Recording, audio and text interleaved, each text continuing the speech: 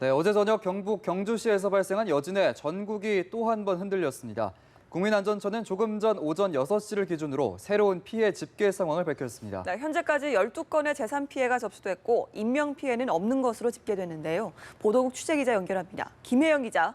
네, 국민안전처가 조금 전 오전 6시를 기준으로 피해 집계 상황을 발표했습니다. 안전처에 따르면 경주 여진으로 인한 피해는 모두 12건이 접수됐습니다.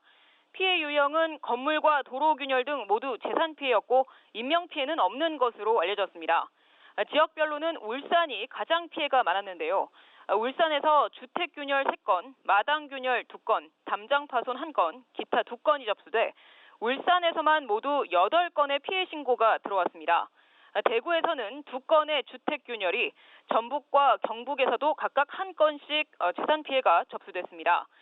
지진 감지 신고는 어제 저녁부터 전국 각지에서 119와 112를 통해서 14,530건이 접수됐습니다.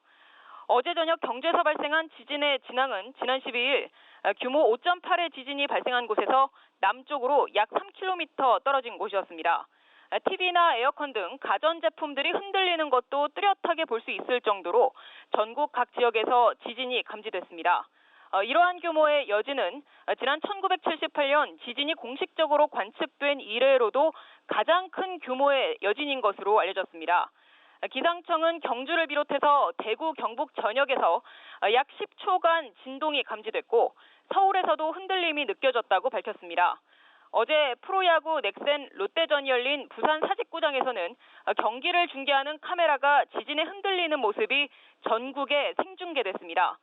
부산과 울산, 대구의 고등학교들은 자율학습을 중단하고 학생들을 집으로 돌려보냈습니다. 한국수력원자력 측은 지진 발생지 인근에 있는 신월성 원전을 비롯해 모든 원전이 정상 운전 중이라고 밝혔습니다. 다만 월성 원전 1호기부터 4호기까지는 이번 지진과 상관없이 지난 12일 강진의 영향으로 정밀 검사를 위해 운전을 중단한 상태입니다. 한편 국내 지진 전문가들은 이번 여진의 규모가 예상을 뛰어넘는 수준인 만큼 철저한 분석과 대비가 필요하다고 입을 모으고 있습니다.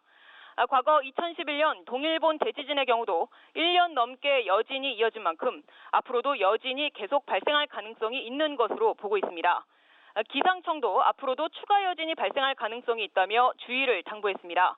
새로운 피해 상황 등이 집계되는 대로 다시 전해드리겠습니다. 지금까지 보도국이었습니다.